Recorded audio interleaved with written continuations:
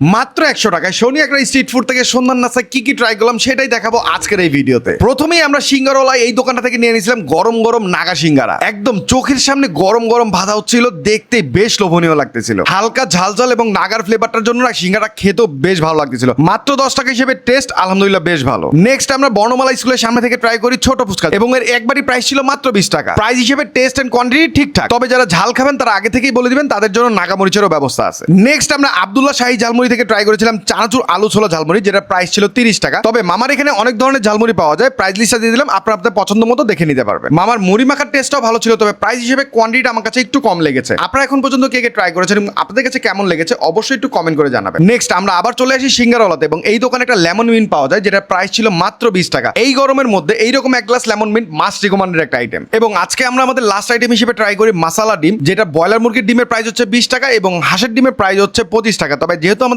20 টাকাই ছিল বাজেট, তাই আমরা ব্রয়লার মুরগির ডিমটা ট্রাই করি। তাদের এই সালাডটা দিয়ে ডিমটাকে ট্রাই করতে বেশ ভালো ছিল। এবং 100 টাকা হিসেবে যদি বলি, সোনি একটা স্ট্রিট ফুডের আজকের এক্সপেরিয়েন্সটা বেশ ভালো ছিল। এবং আমাদের এই দেখানো আইটেমের মধ্যে আপনারা কোন কোন আইটেম ট্রাই করেছেন এবং আপনাদের কাছে কেমন লেগেছে অবশ্যই কমেন্ট করে জানাতে ভুলবেন না।